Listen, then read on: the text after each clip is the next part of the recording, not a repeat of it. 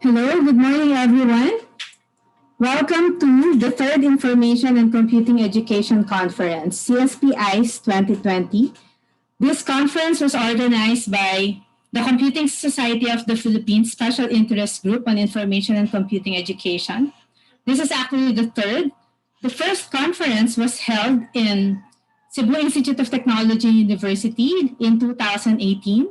And this was followed by the second conference, which was held at the Ateneo de Davao University in 2019. So we are very proud to be able to launch this conference at this time. Although it's a virtual conference, we have a lot of speakers, some of them from international speakers, as well as a combination of local speakers. So just stay put while waiting for the participants to come. We are expecting about 200.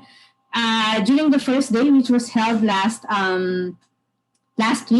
Friday last week, October 2, we have about 100 plus participants here in Zoom. And then we also have participants watching us over YouTube. This is live over YouTube. So just stay put. We will start in a few minutes while waiting for the other participants to come in.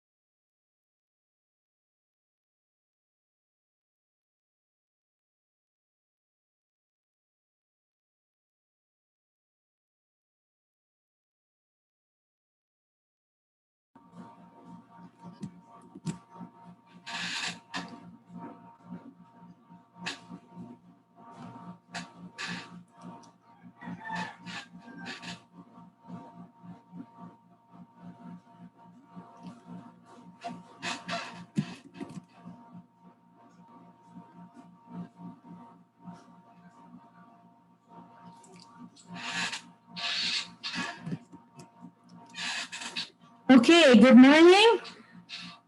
So may I request everyone to please settle down. We will officially start the proceedings.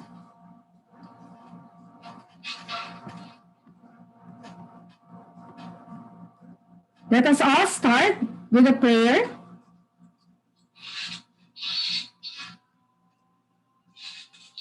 Okay, good morning.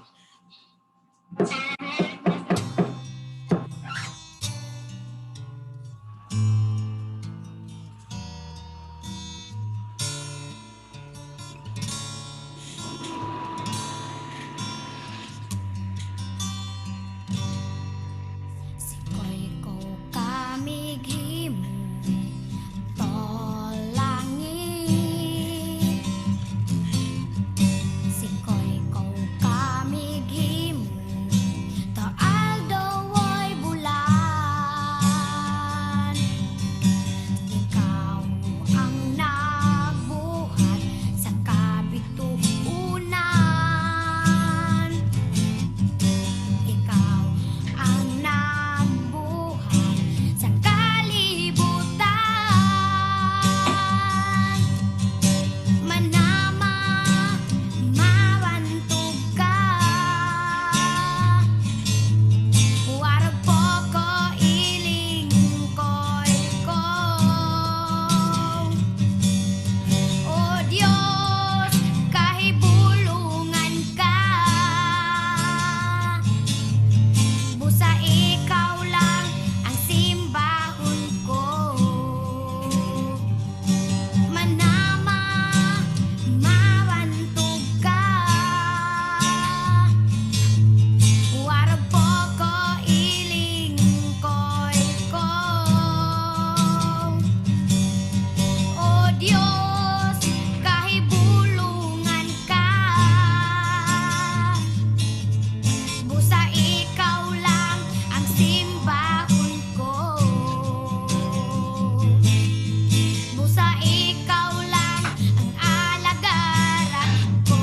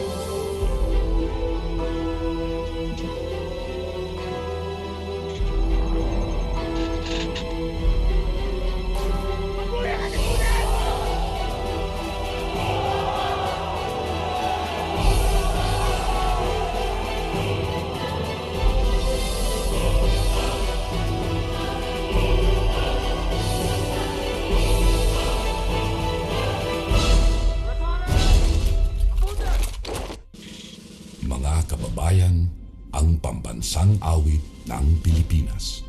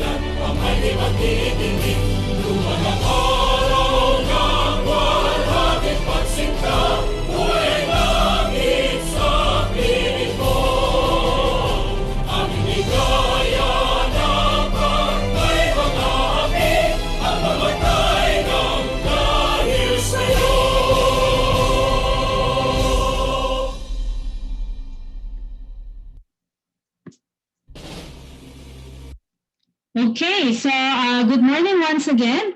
As I said, this is the third Information and Computing Education Conference. This is our second day. We started last October 2, where we had speakers that we have invited. And it was only half day last October 2, but today is a full day.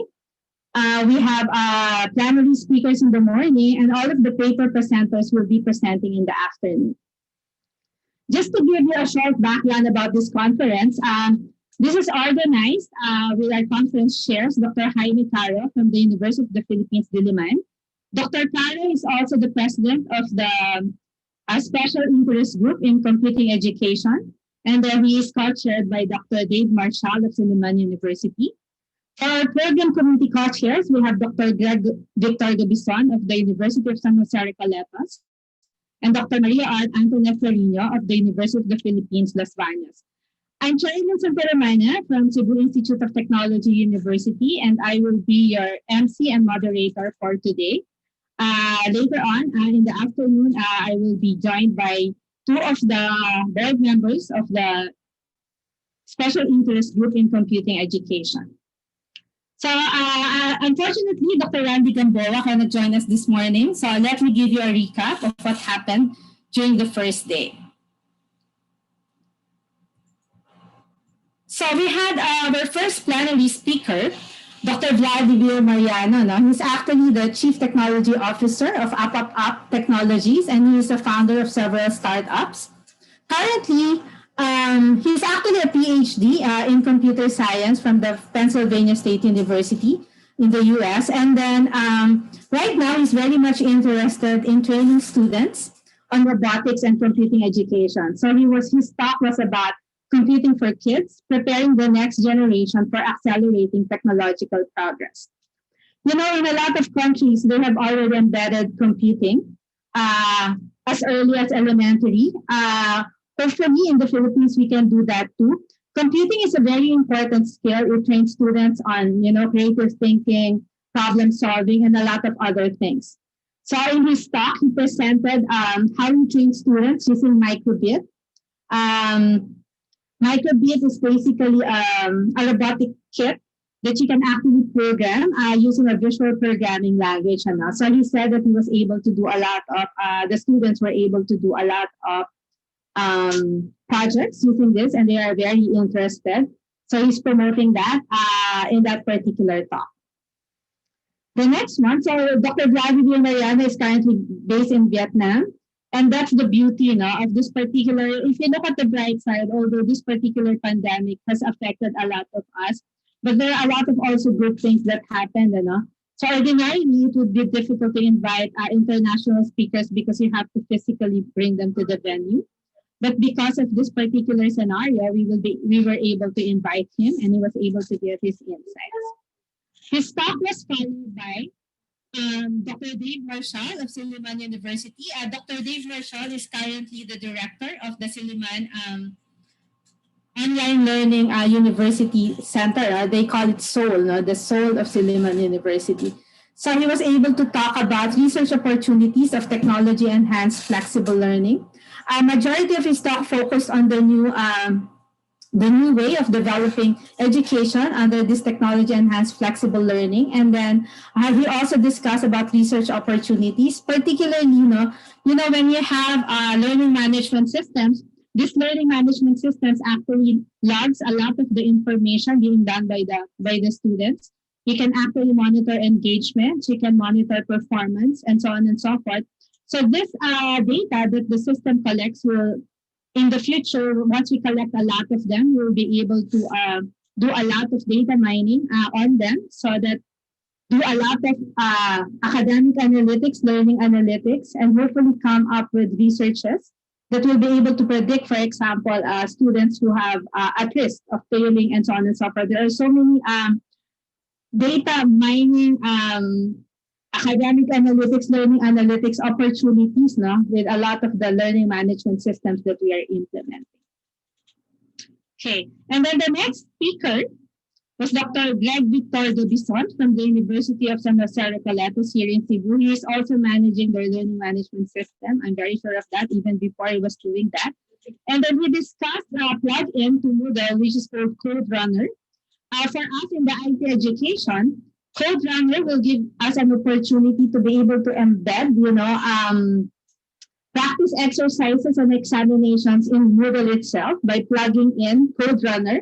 So Code Runner will allow students to program in Moodle in different programming languages. You can do it in Java. He mentioned that SQL is already available.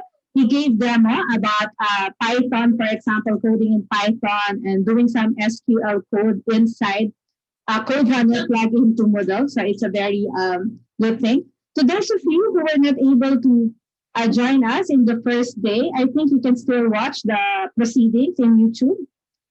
So you can still catch up with the first sets of speakers. So basically, we only had 3 speakers and we ended at about past 12 o'clock. So for today, again, we have an international speaker and a local speaker. So we have 2 speakers this morning. And then this afternoon we will have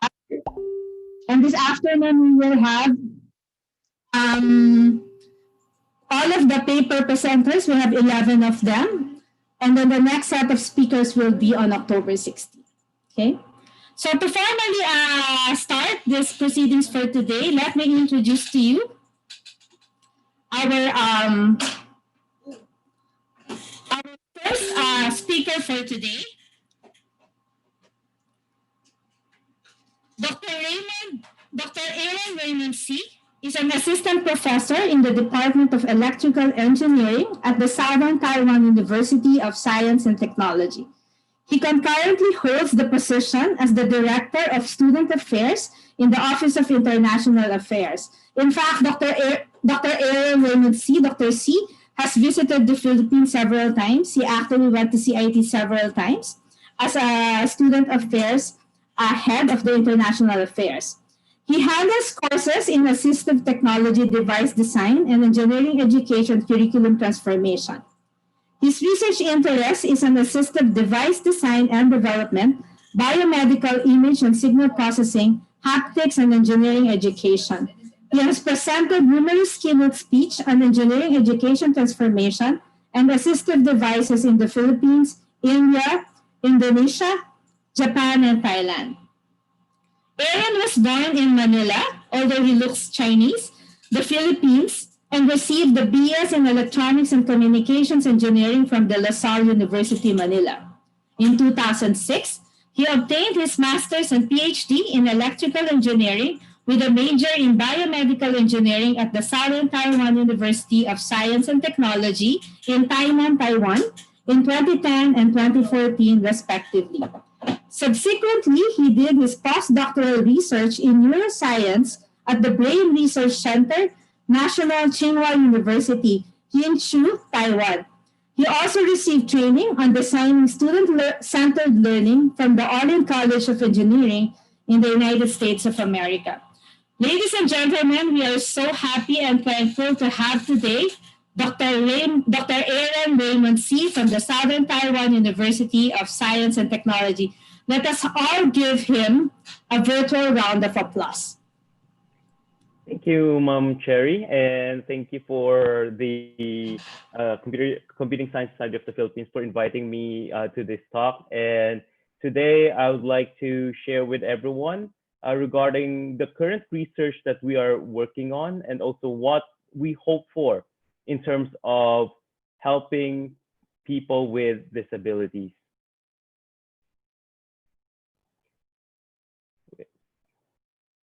Okay, so to open up again, my name is Dr. Aaron Raymond C. And today I will share with everyone our research entitled Spatial Exploration and Environment Recognition Platform for the Visually Impaired and Blind. We could just call it SEER. And I'd like to thank Dr. Cherry for giving me that wonderful introduction, and really hope that today we could share not only just information, but also knowledge. So my presentation today would be composed of, first, I'll give you an introduction on what is the situation of the visually impaired and blind, why are we working on this topic, and then you'll be seeing related works, what are the research available right now, and is there a market for assistive devices? And then afterwards, I'll get into our projects here. And after that, I'll give you several videos and then a conclusion and future work. So again, a brief introduction, my background in educational background. And right now we're working on haptics, assistive devices, image processing, digital signal processing, machine learning, and neuroscience. So before we start today's presentation, first question for everyone is like, how do you see the world? Just think about, imagine seeing the world. And now try to close your eyes for 3 seconds. Just think about it. What if this is all that you can see right now? So, well, this is the situation for the blind and the visually impaired. But let us also be clear that when you say someone is visually impaired, it does not mean that the person is also blind. So right now, there are several challenges that they are facing. One would be for safe mobility. Another one would be in education. So if you would see here in this slide, there are already a lot of this assistive devices, learning tools that people have developed and are using for the students. But to give you an idea how big or how many people are really affected by visual impairment or blindness. Well, just to give you an idea, globally, there are 2.2 billion people have a vision impairment or blindness. In East Asia, 6.2 million blind people. Southeast Asia, we have 3.5 million blind people and 78.5 million visually impaired. So visually impaired and blind. So when you talk about it, there are more than 200 million people by 2020, by this year. But then if you look at it in the future, by 2050, those with moderate to severe visual impairment would reach 550 million people. And what we're looking at here is like, when you say visually impaired, they may just have like difficulty maybe seeing from afar, or maybe hard for them to read things that are too close, or that if you need to wear glasses that has a very high degrade. And then other things would be like color blindness. So these people are not necessarily blind, they are just visually impaired. But then for blindness, there's still different stages. Some of those who have blindness could be blind from childhood. Some of them like became blind gradually. So, and some because of accidents. So you would see here that there are a lot of different reasons for a person to become visually impaired and blind. And right now in the 21st century, I guess everyone holds a mobile phone. Everyone wants to look at your mobile phone, your computer. We're staying with our gadgets, for very long periods of time during the day. So this also has started to affect the vision of many people globally. As you would see here, it's like there are different sections. One would be the blind alone, MSVI, moderate to severe visual impairment. So you would see that the number of people, those with visual impairment from moderate to severe, is really the bulk of those who need assistance. For blind people, there are somewhere around 39 million by 2020. So it's a lot. It's a lot, but if you look at it, those who are affected by visual impairment is really much more. So before we talk about the technology or what the solutions we could do, I'm not very sure if many of you are familiar with assistive technology. So what is assistive technology? So assistive technology is in any item, piece of equipment, software program, or product system that is used to increase, maintain, or improve the functional capabilities of persons with disabilities. So when you talk about assistive technology, people may start to think, oh, it should be high tech or what? Well, it doesn't necessarily need to be. ATs can be low tech. There could be communication boards made of cardboard or fuzzy felt, or some mechanical parts that you could just make on your own. Could be high tech, special purpose computers. You want to use smartphones. These are high tech devices. It could be in terms of hardware like prosthetics, mounting systems, and positioning devices. And when you talk about prosthetics, it could be mechanically operated only, or you could even embed electronics in it.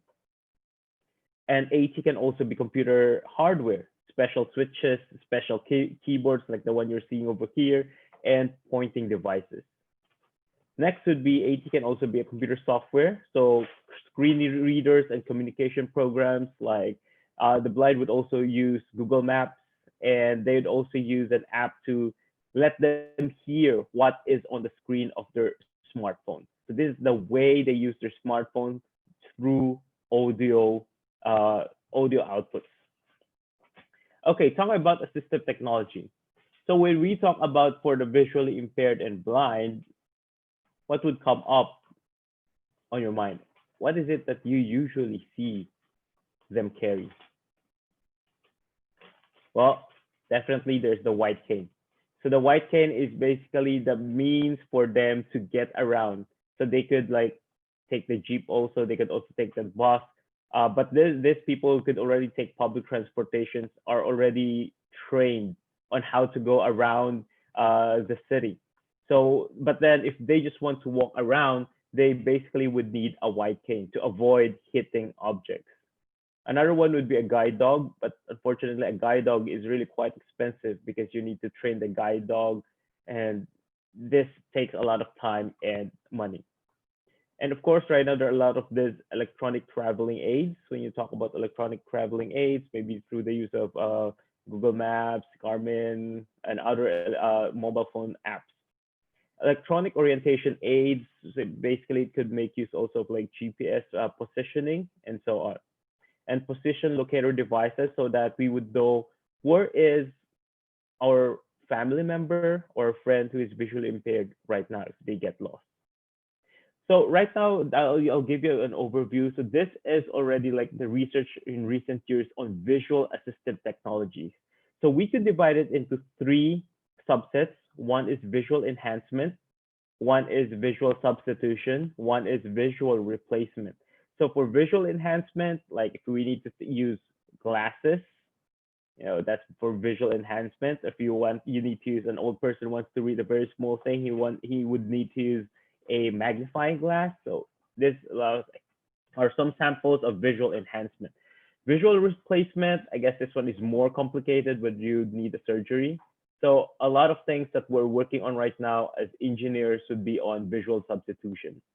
So it would contain electronic orientation aids, electronic travel aids, position locator devices. So this would now incorporate a huge range from what type of analysis is being used. So is it online? Is it offline? Can it work indoor, outdoor? What if you're in the morning or evening? Would there be a difference? Would it work on that type of environment? How far can it detect obstacles? Is it a short range, less than 1 meter, or around 5 meters, or more than 5 meters? And then the object type, is the object that this device can detect, is it just static, it's not moving? Or what if a person is moving around, a dog is moving around, a car is moving? Would it be able to detect your device? So there are already a lot of research regarding how to develop assistive technologies for the visually impaired and blind. So there are smart wearable devices over here, audiovisual aid that they are using. Assistive technology could also be a smart walker. And usually for the visually impaired and blind right now, there's the smart cane where we already have electronic devices with the cane. And I'll be talking more about it in a short while. So over here, like we have one of the latest projects that I would say in terms of developing an assistive device on a white cane. So this one is the InSpec. So this project is a Horizon 2020 in the European Union. So basically they want to make an environment perception available as a portable system. So we were also looking to like, this was our inspiration, one for inspiration we wanted to do. But the thing here is like, if you look at the devices, the most common that we are using is ultrasound. So, but if you look at this setup, it has ultrasound, it has LiDAR, and it's an ultra wideband radar. So here, what we're looking at these are different sensors, but these sensors are all developed by the engineers themselves. So this is still very, very challenging right now in our situation, but there could be other options, or there could be ways where we could develop something that would fit in terms of budget, that would fit in terms of the technology, the environment that we have back in the Philippines. Another research is about a finger reader. so that it could help them to read the text on a book, on a newspaper, and you had just put on a device. So other related works, because we also have like friends from the Muslim community, and they would need to pray and then look at the direction of where the Qibla is. So there are like this different types of research that have been done. So from putting it on a cane, using a Raspberry Pi, using a GPS module, using Arduino, and so on. So it would definitely also need a compass to get the directionality. So these are like different devices that have been developed to assist in the finding of the Qibla. And during that time, the thing is that it requires constant hand interaction for the blind person, and they may lose a grip, and others may need power bank on hardware, which may add a little weight. So a group of my master students thought about, what if we make a little change? What if we put it on a Pechi? So this is our project called Obstacle Detector and Qibla Finder for Visually Impaired Muslim Community. So during that time, since it's just a one semester course, they made use of Blink to easily make an app, and then made use of Arduino and a GPS module with a compass for us to be able to find the direction of the Qibla and also avoid obstacles on the head level. So the power supply is much smaller, sensor system. I think these are some the ultrasound. I think many of you would be familiar, the one that is common for Arduino. We have the processors and ESP32, and then warning systems like a vibrator or a buzzer, and a tracking system also. So the question now would be, another question, is there a market for assistive devices? So how big is the assistive device market? So for assistive devices and medical device market, first we look at on the left-hand side. So you see the robots, or you see that, for example, in nursing homes, a small young lady need to carry an elderly person who's much bigger, much heavier. It could hurt your waist, it could hurt the person. So they need to put on these assistive devices. Over here would be like, how do you support an elderly person to get out of bed? How do you help a person visually impaired and blind to type? What if you have an exoskeleton to help you lift heavy objects? So on the last one over here is a project that we developed using brain-computer interface, wherein this young lady over here doesn't have arms, and then it's what if we could use a robotic arm? And still, this is quite expensive to produce. But if you look at it, the market for assistive devices for global elderly and disabled people, it's going to be 36 billion US dollars in 2026. What's bigger than this is the medical devices, for surgeries and so on. It would be by this year, it's around 430 billion US dollars, and it keeps on growing. So what's the situation back in the Philippines? This is one of the latest news that I can find regarding for assistive devices and persons with disabilities. The SWD would allot 11.1 million for assistive devices. But if you look into this news much deeper, so among the assistive devices to be given to the PWDs are talking laptops and tablets, talking canes and smart canes, braille system and blind and for the visually impaired and blind, hearing aids with beam-forming technology, customized headphones, and so on. If you look at this, these are a lot of things are gonna cost a lot of money. And looking at the budget, let's also look into how many people need these assistive devices. Well, in 2010, right now it's 2020, but the statistics that I can get was 2010. There are already 1.44 million Filipinos who are persons with disabilities. And if we're gonna divide like 11 million by 1.44 million, maybe each person could get like less than 10 pesos per person. But let's be realistic. How much does a laptop cost?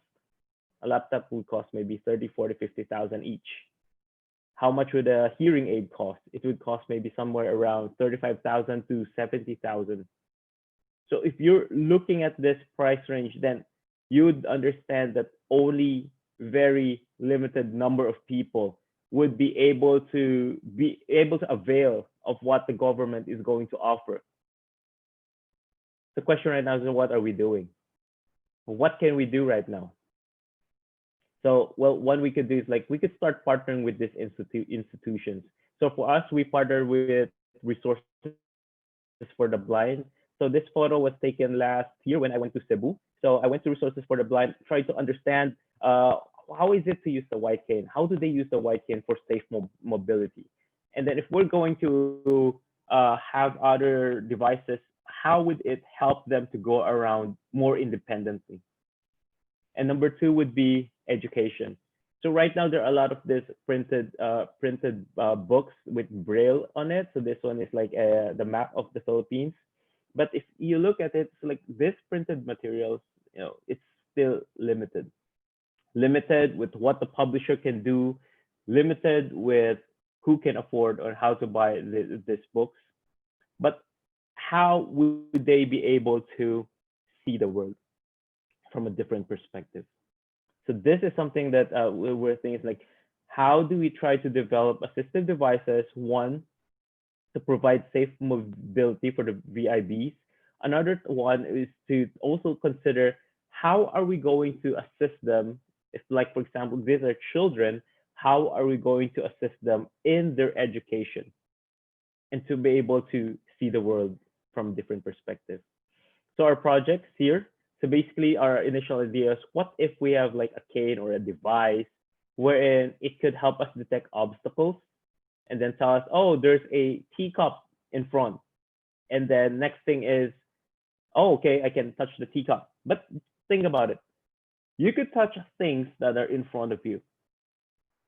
But how do you tell, like what I've been really visualizing is like, how do you tell a blind person, like if I'm on the seaside right now, I'm on the beach or I'm the seashore, how do I tell a blind person, wow, I see a ship on the sea? For us, we know, okay, we can see the ship. How do you tell the blind person there's a ship on the sea? They don't know. If they haven't seen a ship, basically they have no idea. Then you start explaining, oh, it's an object floating on the water, people can ride on it. It's still very vague. But what if we could provide them with a model of a ship for them to touch and to understand, oh, this is how a ship looks like. But one of the challenges that we are facing right now is, yes, it is good to 3D print or buy a model, but that would be a lot of things that you need to buy. So if you want to understand everything around you, it's gonna be a lot of things. So what we are looking into is, what if right now, what if today we could just try to hold or feel something virtually? So this is still currently very challenging. But if you look at it during the situation right now here that we have worldwide right now due to the COVID, it's like we cannot go out, we cannot travel, we cannot get to touch the things that we would usually touch when we go abroad. But then how do we bring it into your room with you to be able to feel the object? Well, that's what we're going to make use of haptics. So what if there's a virtual object in front of you, and then we'll try to get in touch with this object to understand what this object is. So this one of the mission is very challenging. Right now, there is no one yet worldwide who has done this. So we're still working on it also. And what we hope is that we could partner with other universities back in the Philippines and also in other places to develop the idea that we have right now. So we have a project from the Ministry of Science and Technology right now. We have a 3-year grant. So we originally applied for 3 years. We got 2 years. So basically, the white cane first for obstacle detection, we are going to use point cloud. So basically, we hope that through point cloud, we could do a 3D reconstruction of items or objects.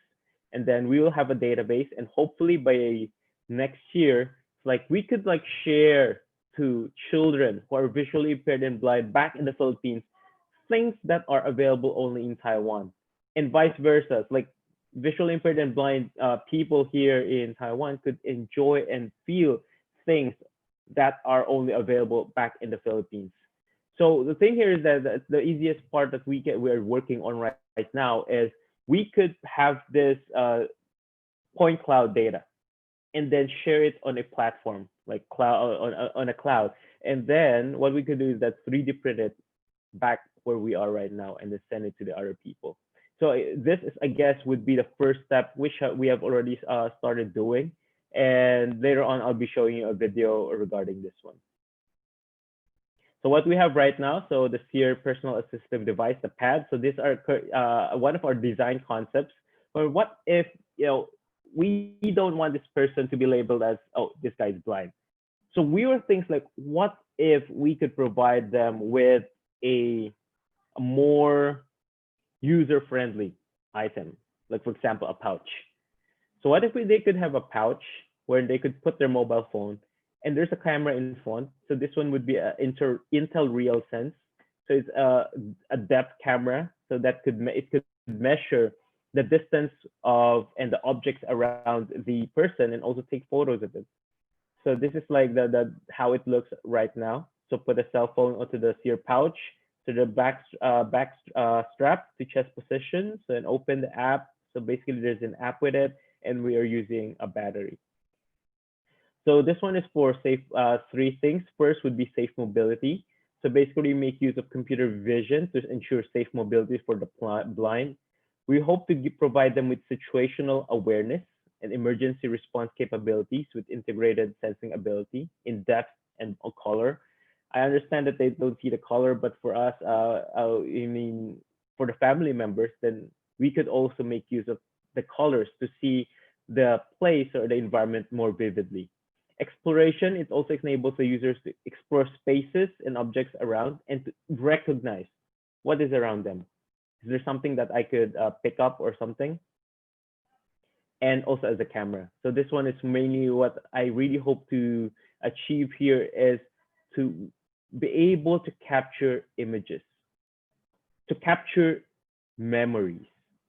So this is something that one of my blind friends shared with me when he said that, I got a chance to go abroad once.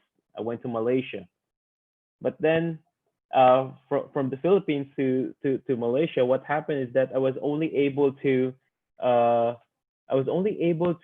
hear things. But then after several years, what happens, like, even though their memory in terms of listening is already very good, only a very small amount of the memory is left.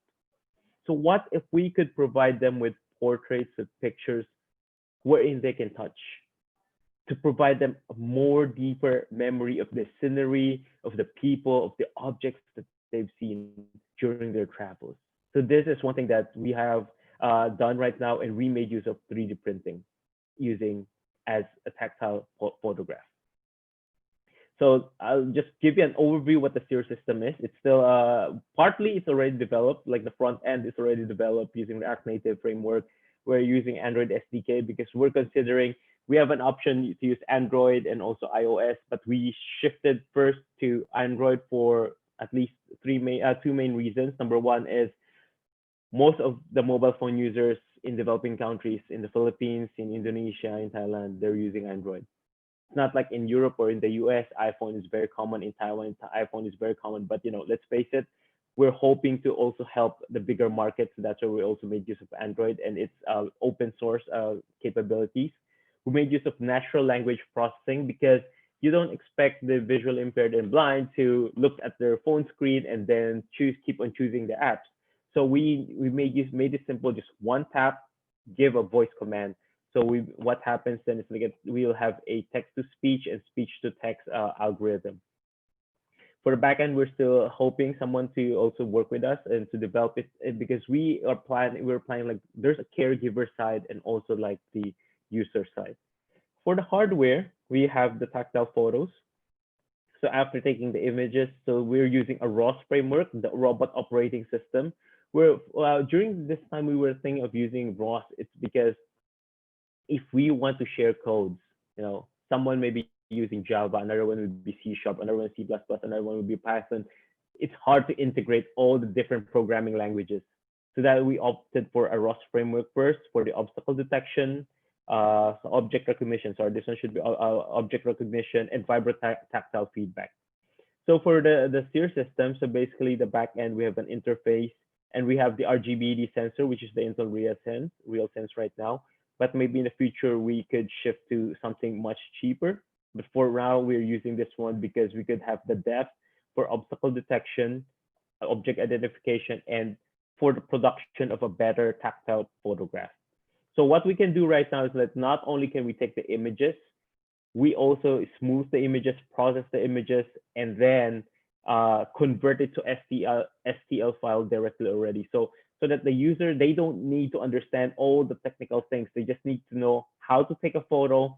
We convert it to STL, and what we do now is either we print it for you, or they can print it with their friends. Okay, so this is also the haptic device. This is like how it looks like right now if someone is using it. So the vibroback tactile actuator. So we have motor sensors over here, 1, 2, 3, 4, and 1 at the back of the neck to assist them. Like if there's an obstacle on the head area, is there any obstacle on your torso area, left or right? Is there any obstacle on the ground, left or right? And then the smartphone is over here. So you see that looks like, oh, he's just carrying a pouch and would not be labeled as a blind. So this is for inclusivity. We have the RGBD sensor, and inside is a Raspberry Pi 4. Okay, so let me show you a video of the project that we have right now. So let me share the video.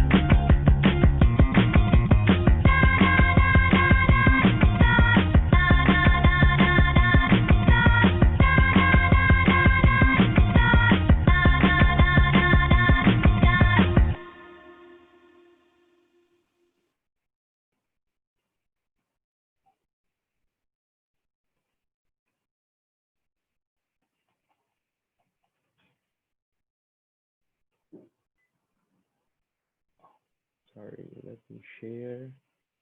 Let me share my Wait, where did it go? Sorry.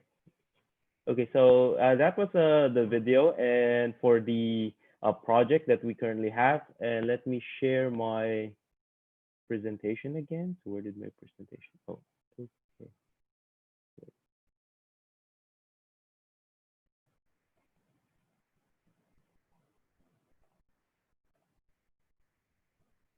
Sorry. See, let's get the.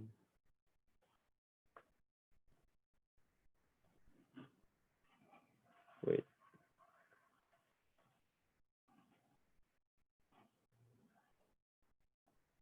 how come? I'm sorry. Let me. I'm trying to share my file again right now. So, but it's not showing up on the Zoom area.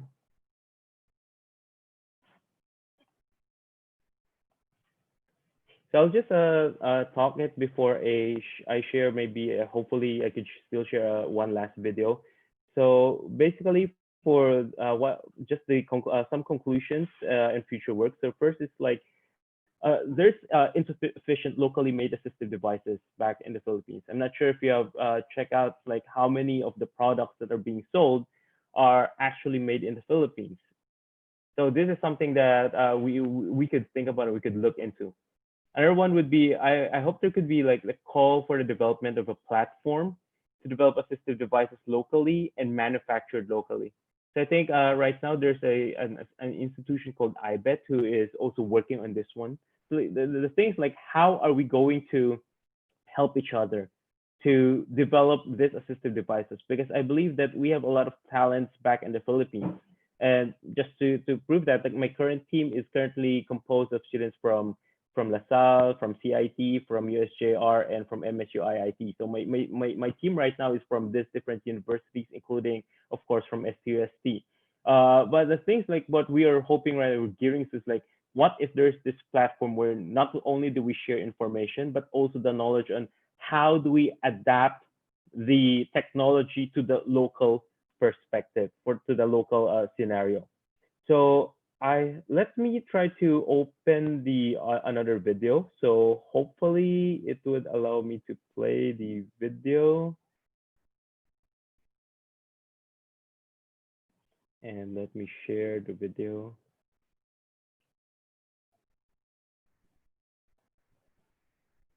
I still cannot send. How come?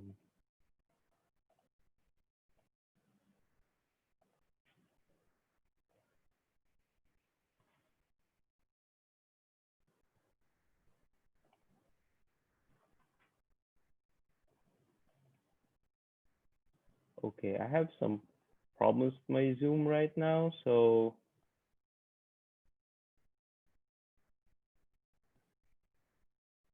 okay, I cannot get back.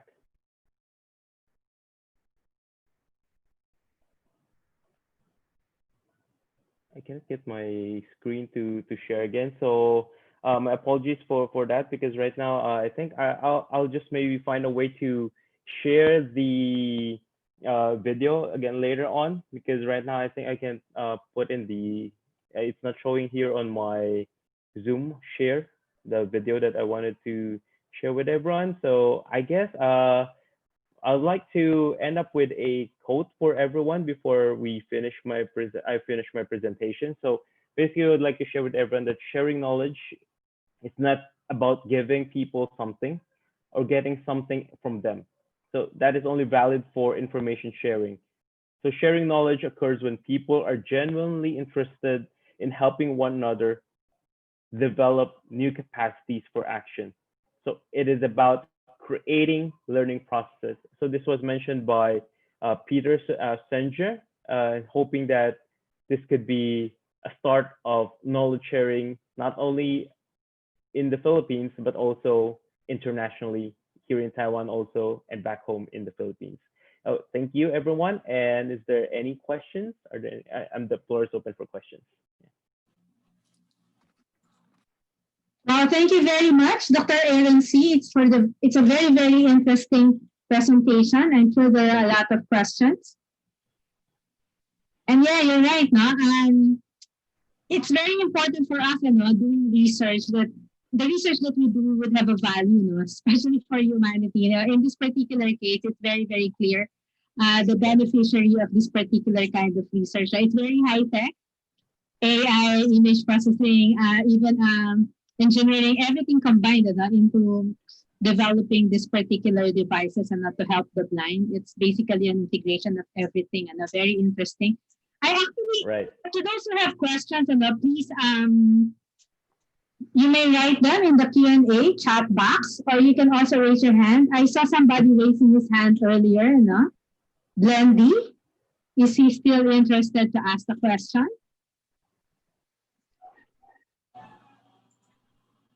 Do we have somebody from the participants?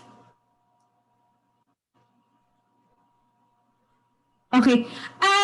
Siguro I will ask the first question. And then how many times have you tested that? So you have this video testing the application. How many times have you tested that? Have you tested that in the Philippines also?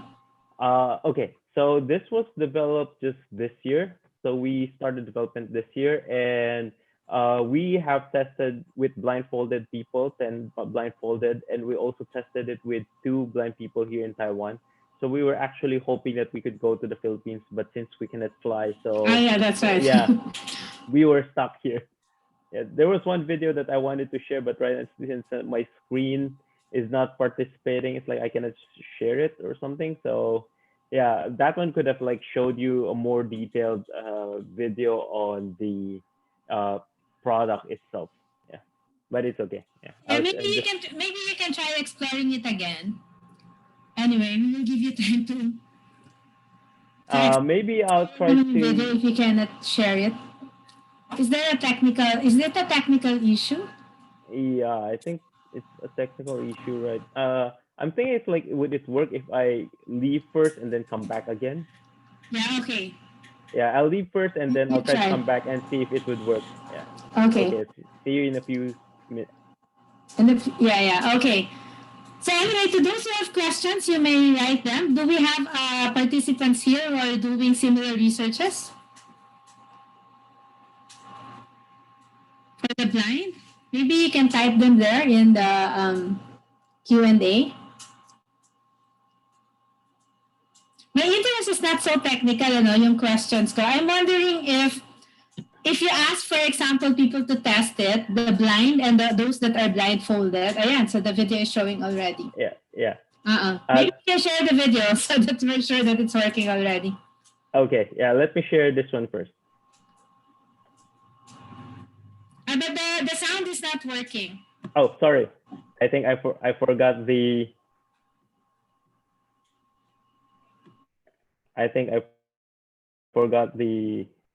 Sorry. I restarted, so optimize. Hi, I'm Carlo from De La Salle University, Philippines, and I got accepted to TEEP 2020 here in Southern Taiwan University of Science and Technology. So here I'm actually part of a research project called SEER project. SEER stands for Spatial Exploration and Environment Recognition. It's actually a project that aims to develop assistive technology or assistive devices for the blind. And under this, we were able to come up with SEERcam. And SEERcam basically is a camera that allows a blind person to explore photography, from taking the photos to actually feeling the photos through tactile photos. So other than being able to provide me technical growth in my field in engineering and research, this program also helped me or enabled me to pursue my other passions, which is traveling and photography. Taiwan is such a beautiful country, and it's actually really easy to go around Taiwan because around its coast is the railway. I was also able to experience great food. Every place has a night market. Overall, this education program actually provided me a unique transformative experience and immersed me in the international setting in terms of research and contests. I was able to join different international contests for design, and it actually helped me grow in terms of being a researcher and an engineer. For this experience, I would like to thank Dr. Aaron T., my advisor here, and Southern Taiwan University of Science and Technology for hosting my internship, and to all my lab mates. Bye-bye! Yeah. Okay. So that was his. He stayed here from March till August. He's now back in the Philippines. So it was really a wonderful experience. Also. Yeah. Okay. Talk more about the TIP program, Dr. Aaron Sina. So we might have listeners who might be interested in applying for that particular grant in the future, so that they know Right. such a grant exists. Yeah. So basically, the grant would provide like, okay, just need to apply to the professors to have a TIP funding. So right now, I still have some because of COVID. I was only able to bring 2 in. And basically, it would provide you, maybe I could provide around 10,000 NT dollars per month for 6 months, a maximum of 6 months, wherein they could do research here in Taiwan and then work with us on our current project and be able also to explore Taiwan. Yeah. Okay, so I hope that Dr. Aaron C. can give us his email address if that's okay with you. If you want to get in touch with Doc Aaron C., he has a lot of STRC, Taiwan in general. They have a lot of funding for research, and they're really inviting collaborators from the Philippines. Greg, do you have questions Yeah. for Dr. C? Yes.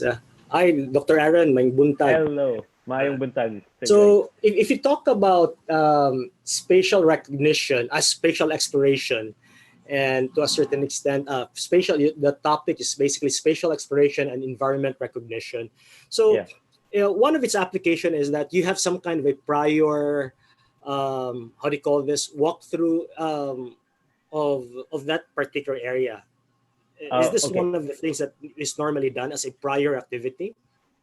That would be one, but for us, like what we're hoping is like it should be. We're hoping to make use of AI, machine learning, also to detect the environment. Because if, like, for example, I haven't been to this place, then I think the most that it would function for would be the obstacle detection, because we're using depth. So basically, it could detect like if something is within 1 meter, something is within 2 meters, and then if it's gonna hit you, then we need to give you a warning. But the plan also is like, what if we could provide like the mapping? That's the original. My original idea was like, what if like this blind person was walking and then suddenly he smelled something? Oh wow, the bread smells so good.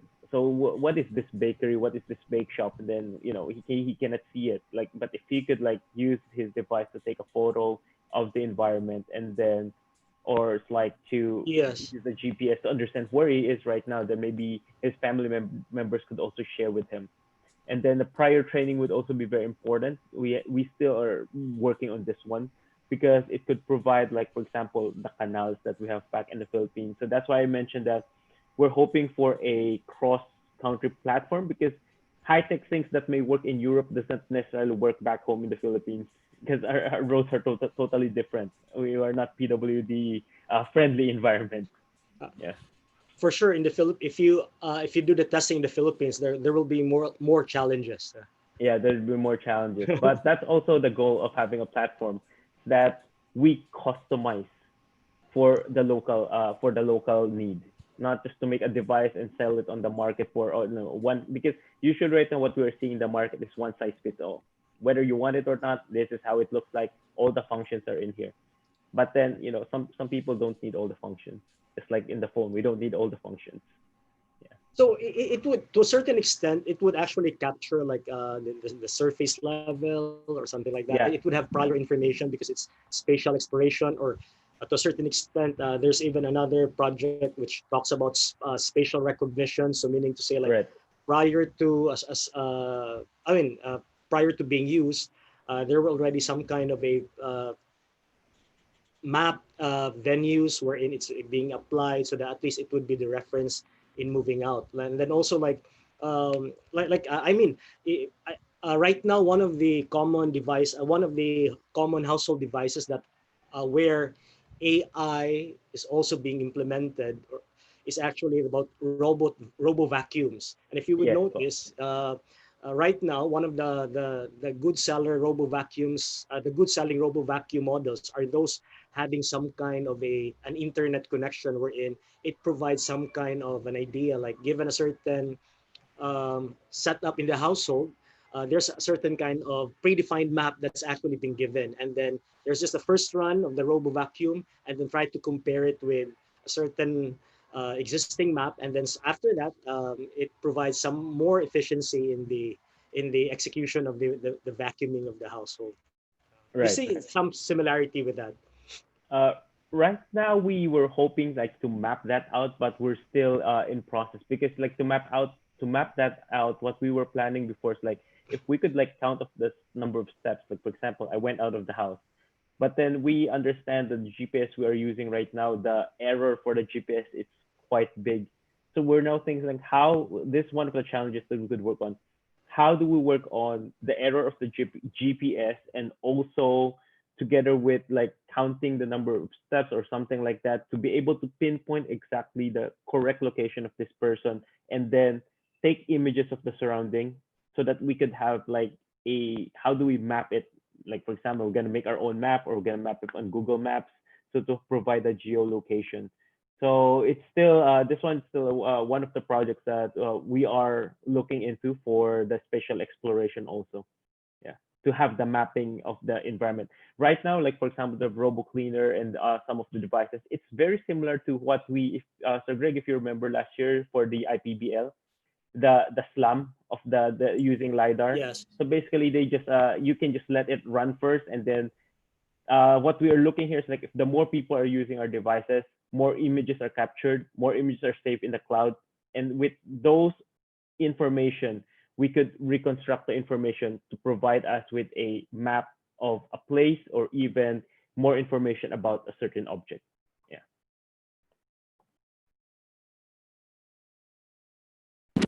Okay, any more, Ma'am Ann? Ma'am Ann Thank you. Thank you. Carino? Good morning, sir. Thank you for the Good talk. morning. Thank I'm you. Maan from UP Los Baños. Sir, I was just curious. Sir, does your system relearn? For example, if the system detects an object that is currently not in the system, for especially for the part of object identification, and also what is the field of view, the range, especially I'm thinking in the Philippines, majority of the obstacles are at the lower end. So, Opo. for Yeah. example, humps, uh, for someone who's visually challenged, it would be helpful if it gives a certain information in terms of the height of the hump. Especially in the Philippines, it's usually there are Yeah. different Uneven. yes, elevations, or yes. Opo. Okay. Yeah. Regarding this one right now, it's like we would still need it to be pre-trained because like for Okay. example, if we're gonna use YOLO right now, YOLO Lite or TensorFlow, it still need to be pre-trained. So, but what we could do right now is like for that case, the distance you were asking regarding the distance, real sense could measure at least 6 meters Six. away, six Okay. to ten. So, but we tested because we're not expecting the blind person to be walking that fast. So we have tested up to 3 meters, and it's no problem. And the field of view is actually very wide, so it could see from the floor up to the more than the head level. So Yes. basically, it's like there's a whole range and around I forget the angle, but it's the angle that's the of view of the real sense. So it's also very wide. It's more than enough for the person to be able to see, like for example, the humps and those things. What we need to do right now is like refine, like how because right now it if it detects something like okay on the ground, it covers it's gonna be like 25% of that area. Then our program would already say okay there's an obstacle in front, and they if it's on the ground they could use the white cane already to check okay what is the obstacle on the ground. Yeah. Yes. Ma'am Cherry, I have another question, if I may. Yeah, okay, you may. Um, I personally did studies on video processing, especially Opo. outdoor scenes, and um, we do know for a fact that outdoor scenes are much more variable in terms of image processing. So, Right. for example, lighting is easily affected by, let's say, clouds or certain changes in light. So may I ask, in terms of training, did you try to train the system in terms of different times of the day? Okay, yeah.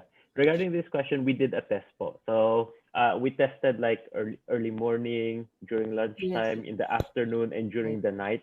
So the real sense could capture. So this one is because we're using the Intel Real Sense. So no matter if it's which time of the day, it can still capture the image very clearly. But that challenge would be if like, okay, right now we're using Intel Real Sense, but we're already like moving forward, like, we don't expect people who could really afford to buy the whole system, because a Real Sense, it would need a Raspberry Pi 4, and then the battery load, everything's like, it's gonna be really quite expensive. Yes, But sir. it's the clearer option that you could have. So if you're just gonna use an ordinary camera now, then that challenge is need to be retested, because Okay. the real sense is already optimized for the different environments. Yeah, Okay. Thank you, sir. no problem. Thank you, ma'am. I don't know if I was able, I have a question. I don't know if I was able to hear it properly later on. Ano, yung system niyo ba is connected to, for example, it will give instructions to the person? Sorry po. Will the system, for example, based on the detected whatsoever, will it give instructions to the person Yes, ma'am. via ano? There are two options right now. One would be the one that we have is via the haptic lace. So for the Okay. haptic lace, the one that you saw a while ago, it would vibrate and then tell them, Okay. okay, there's an obstacle on this area, and then if it's here, so there's an obstacle on this area. So through vibration, because if it's audio po, it could be like too noisy. It could keep on telling, oh, there's an obstacle up left, up right, lower left, lower right on the or on your head. So we're making use of the haptics for the signal po. Okay, the reason why I'm asking that is that parang 2 years ago, parang a group of our students developed basically a robot, basically detecting the environment. So the robot is supposed to navigate, for example, a manufacturing plant, for example. You put the robot there, and then the robot will be able to learn the environment so that it can automatically generate a map of that and navigate it. So I was thinking that maybe, because I was thinking that maybe if you think of the person, the blind person as a robot, and then you put that system in, so whatever the environment is, and then it just has to give instruction, not to the robot, but to the person, to be able to know, no, left, right, and so on, if there's an obstacle, because it will basically get a map of the environment. I think it can be integrated there, but instead of attaching the system to a robot, it will attach it to a blind person, ano? Yes, So it will be able to get the map of basically a map of the environment. Ano? For example, for the first time, a blind person goes to an area, and then the system will be able to learn the map of the environment, Yes, and be exactly. able to work. Yeah, using the technologies that you mentioned earlier, the algorithms, the SLAM, and so on. Those were the things, algorithms that our students basically parang did, but it was a robot. So but I think it would be easier because then it's not a robot. Because if it's a robot, you cannot really control the movement that much, no? It does not. Exactly. It's not really exact in terms of turning, in terms of moving. Very difficult to control, no?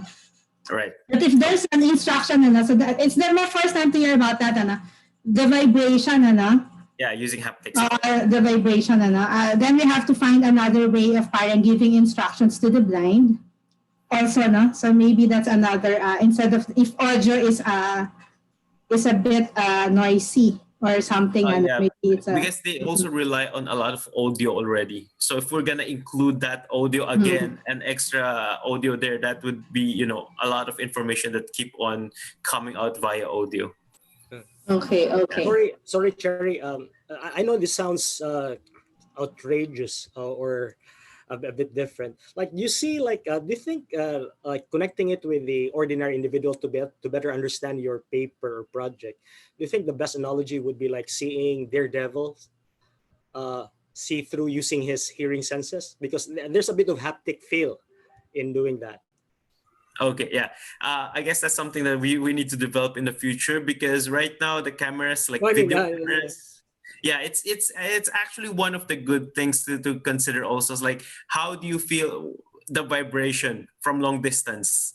So basically, that would require, for example, right now, like people using ultrasonic sensors to feel the vibrations, but the accuracy, it's still hard to capture the accuracy for that one right now, because different distances, the force, etc.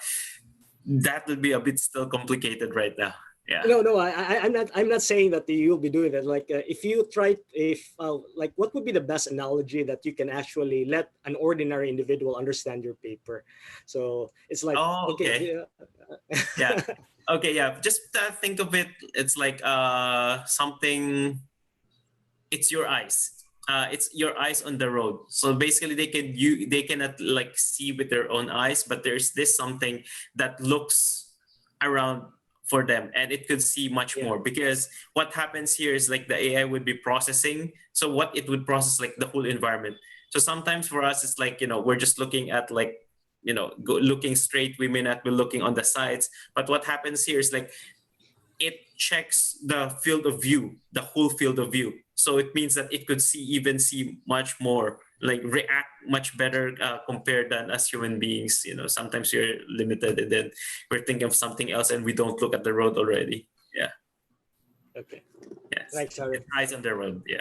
Yeah, it's because it's a very comprehensive, all-encompassing research. No, it has a little bit of everything, and not just computer science and AI and Yeah. a lot of different things and a lot of engineering. But maybe I think I was just thinking about it. Yung mga auto-driving cars kasi, some of the technologies being used by auto-driving cars, mga robots, can really be implemented there. But instead of machines that you are driving, it's basically the person who is blind. You have to give a way of give feedback to the blind to be able to navigate. But most of the technologies, of course, you can get them from other research areas in order to implement it in this particular sense. Right. And be useful to actual humans and instead of yung machines.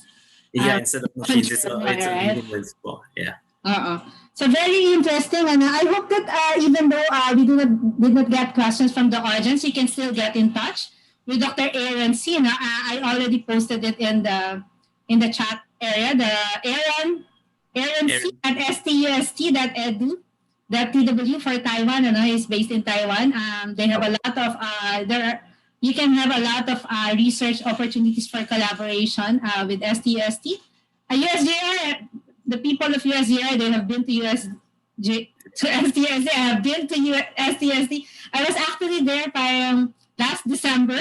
And there's for the conference. You might want to promote your conference, by the way. Great. I think there's still time. Please promote the conference. It's this December, no? Okay. Yeah. There's a conference. What's the name of the conference, Dr. Hiransi? Can you promote it? ISNST, International Symposium on Novel and Sustainable Technology. Yeah. ISNST. Yeah. So if you have papers, you can still submit your papers, and maybe you can put the link to the chat box. This year, I think I'll double check again. It's virtual. The deadline is October 15.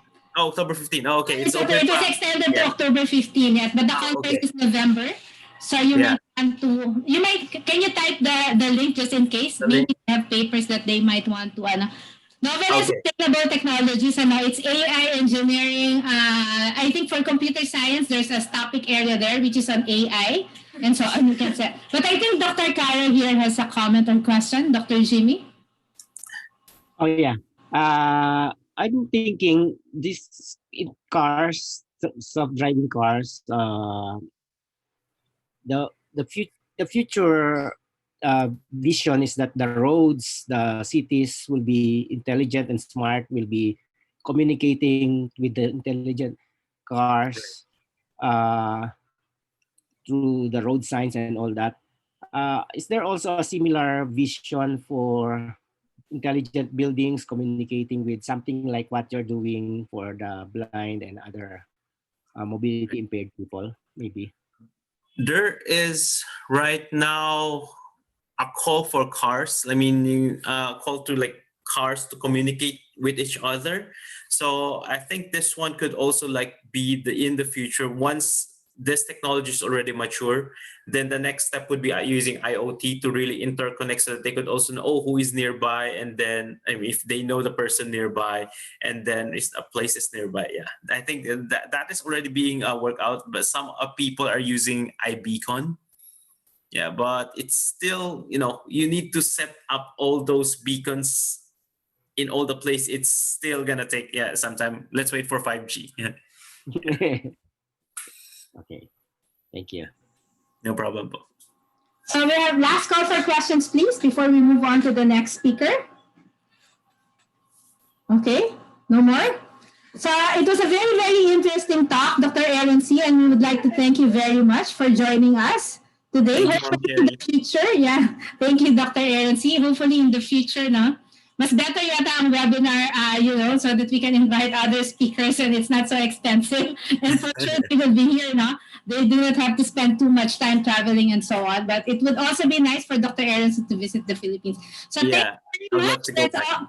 Yeah. Let's all give Dr. Aaron C. a virtual round of applause, please. Can you see your nawawala yung ating virtual round of applause? Yay! Thank you, Dr. Aaron Thank C. you, Ma'am. Thank you so much, Dr. Cherry. Yeah, Yeah. Thank you very much. thank you so much.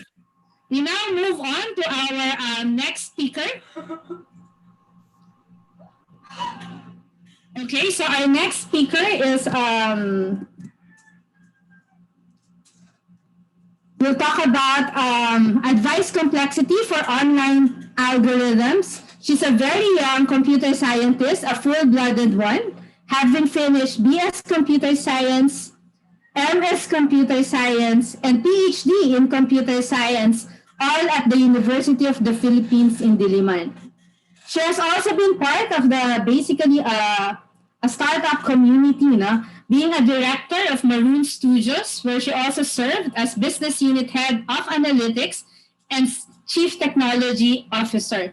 She has been involved in algorithms and complexity lab since 2010 until now, Algorithms and Complexity Lab of the Department of Computer Science at UP Diliman, a research assistant at Ateneo de Manila University since January 2020, a part-time consultant of AI Pros Incorporated. AI Pros is a company specializing in, artificial intelligence applications. I've met some of them before where they try to, do some applications for call center industry. They are saying that a lot of the jobs of BPO workers will be replaced by AI, and some of them are actually happening right now.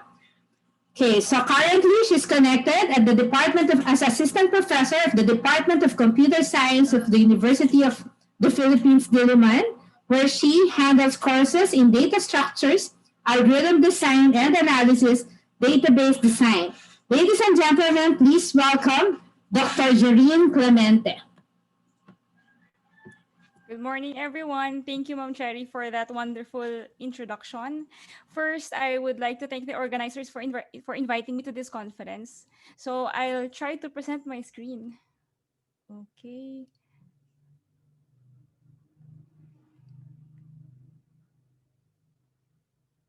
Okay. Ideally, you can now see a portion of my screen. Could you confirm if you can see my screen?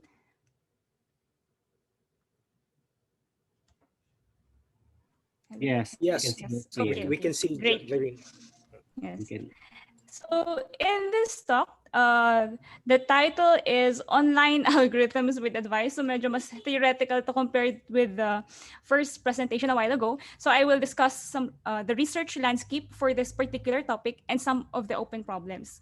And at the end of the presentation, I hope that I was able to introduce the topic of online algorithms and advice without threatening everyone with theoretical concepts. And I also hope that I can convince some of you to start with your research on online algorithms.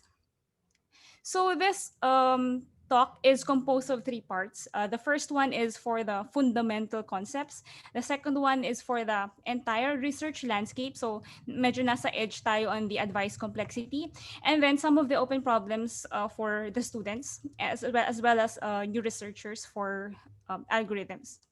So for the fundamental concepts, although medyo basic ito for computer science, it is really important to identify the difference between different types of computation. We have two types, the offline and the online computation.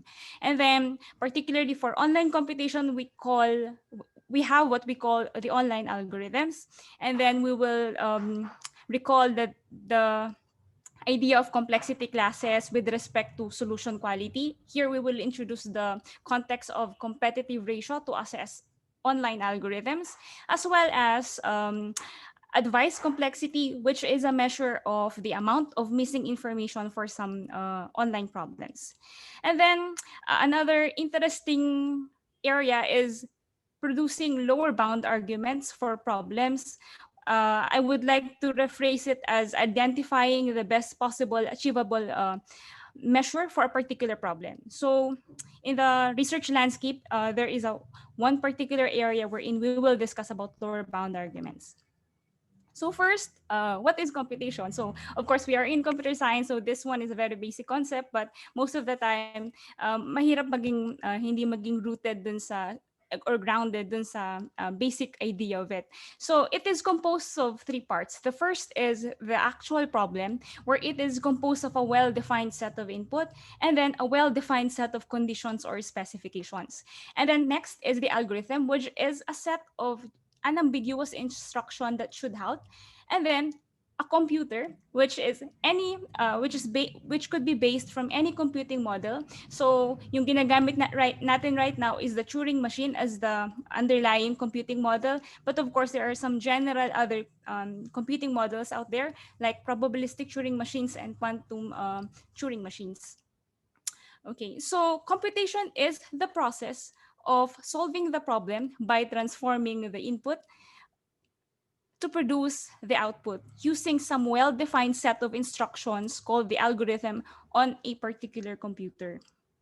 And then there are several characterizations of problems. And we have what we call the decision problems, which is the simplest one. And the output for the decision problem is the yes or no. So it's a problem wherein the output is either yes or no. And then there are other types of problems that are interesting.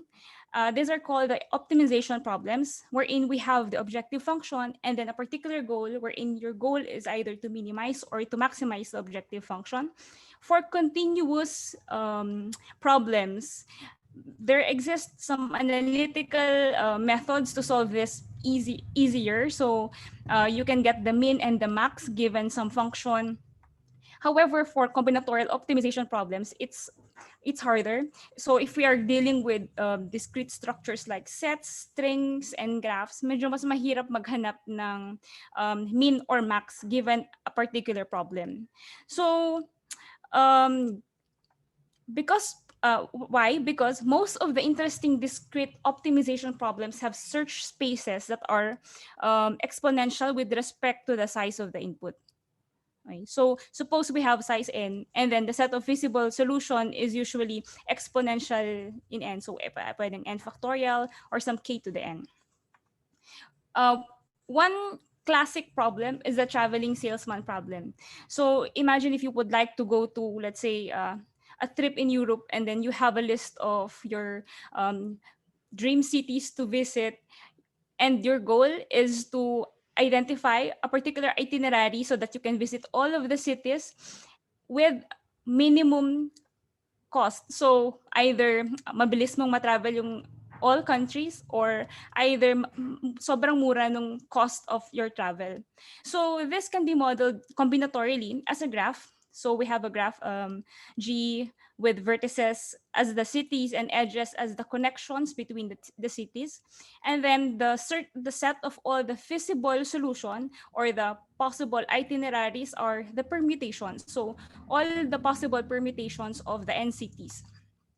So if we have 5 cities lang, so n equal to 5, we can exhaust all the possible n factorial cities, so 120 lang yon. However, if we have, let's say, n equal to 10, that's already 3.6 million possible permutations. So most of the well-known problems like yung sorting, search, the traveling salesman problem even are called offline problems. Why? Because at the onset, you know the entire input. So the entire input is given before the start of the computation, and then magkakaroon ng computation, and then the entire output is given after the computation. Now, there are other types of computation, and in contrast, we can have partial input as the input, and then we can produce a partial output as well. So ito yung mga tinatawag na online computation. So unfortunately, although this is a model, it is a model or a setting that is modeled from real world scenarios. So maraming types of problems that are that we need to compute for the partial output even though incomplete pa yung information natin about the input. Okay, so here are some of the examples. So for the stock market problem, every day you can get the price of each stock, pero you need to decide whether you need to buy or you need to sell without knowing the parang future prices. We also have the K-server problem. For the K-server problem, it's similar to the requesting for some instances on the cloud, like resources. And then hindi pa alam ng algorithm yung mga future requests, how could they schedule. So pwede yun, of course, greedily, but we can't guarantee optimality. And then we also have the classic problem for operating systems. We have the paging problem given a limited RAM size. Identify which of the contents or data will be loaded in the RAM. And then, of course, since we also have online variants of different offline problems. So in our previous example a while ago, the traveling salesman problem, in fact, meron din siyang online variant. And for the online variant, suppose makikita mo lang lahat ng mga routes and yung fare prices revealed upon arrival dun sa specific city. So you can't compute before you fly to your first city, kumaga, parang ganun. And then you need to decide where to go next. Okay. So formally, the online computation is modeled this way. So we have an input I, which is just a sequence of I sub 1, I sub 2 up to I sub n, and then another representation for the output. So we have O vector to represent the subsequent output or partial of the output. So the algorithm must produce a portion of the output whenever a particular portion of the input is revealed. So note that the input sequence here is a portion that arrives one at a time, and then we have irrevocable decision at every time point. So kapag produce na siya ng result, hindi mo na pwedeng ma-undo yung mga nagawa mo in the previous time point. And then, you need to do it even though hindi mo pa alam yung mga succeeding parts of the input. Okay, so just to illustrate, suppose at day 2, you can now see I sub 1, I sub 2, and then you need to output O sub 2. And then for I sub 3, you need to output O sub 3, and so on. So sometimes it can be viewed as a conversation between an adversary and a computer. So para siyang sagutan or like a game between two entities. So the computation will end just like in any algorithm, and mag-end siya kapag na-reach na niya yung I sub n or yung O sub n. Okay? So a classic problem is the stock market problem. So daily you can get the price from the stock market, and then your output is whether to sell your particular stock or to wait. And then the trader must sell his asset on the day with the highest price. So that's the goal. Okay, so as an example, suppose at day 1, yung price is 10. Okay, my answer is, okay, let's wait for the next day. And then day 2, may 20, day 3, 30, oops, increasing nga. And then at day 5, bumagsak yung price, and then I am forced to buy, let's say, at a specific time kung saan mag-e-end na yung computation. So at this point, I get the profit of 10, pero the optimal answer should be 40.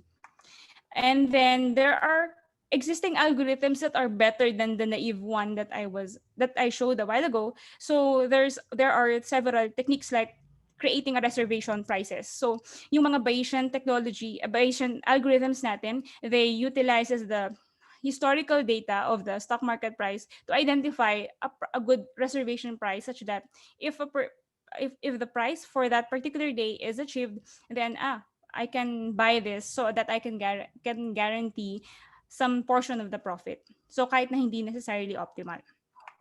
So question is, how good is our online algorithm? For offline problems, we usually assess the quality of algorithm with respect to running time. So gaano siya kabilis, the space complexity, and the solution quality. So either by minimizing the errors or identifying some guarantee like approximation ratio. However, for online algorithms, the focus is on the solution quality. And in this particular context, we're actually trying to characterize the quality of the online algorithm by using the competitive ratio. And not much on the running time and space complexity, because even for easy problems in the offline scenario, mahirap na maging optimal for the online algorithm just because incomplete yung information about the future or information about the whole or entire input. Okay, so the quality of online algorithms mostly is assessed using the competitive ratio. So this is a classic way of assessment na. It's called the competitive ratio, and it's a ratio between the quality of the optimal solution and the quality of your algorithm. So the ideal case is that your algorithm will produce a solution that is as close as possible to the optimal solution. So your C ideally should be equal to 1. Pero the entire community for the online algorithms, they are trying to beat the best possible competitive ratio. And then, hindi lang ito yung measure of how good an online algorithm is. There are actually different metrics pa. Like this paper by Dorigiv in 2005 and listed down different methods of how to assess an online algorithm. And last 2009, there are also a new, the Boyer 2009 share a new way of assessment. So, nag-introduce na tinatawag na bijective analysis. But majority of the online algorithms that was published are measured using the competitive ratio. And if you're interested to know more about these papers, you can check this list of researches here. Okay, so formally, the competitive ratio is computed by doing this. However, kapag we have a randomized online algorithm na, we don't have a competitive ratio, but we have an expected competitive ratio. Okay, so sometimes randomized algorithms are used to solve online problems. Okay. So, what are the assumptions for online computation? Number one, input is adversarial. So, the worst thing could happen. So, pwedeng worst possible input yung marireceive mo. And then, second is, the decisions that you made dun sa O sub I minus 1 ay hindi mo na pa pwedeng ma-change. And then, number 3, online algorithm knows nothing about the input before they arrive. Note that this is a theoretical model of the definition of online computation. So, sometimes we can do some relaxation in the model. So, one possible relaxation is relaxation of the third condition, which is hindi mo alam totally yung input.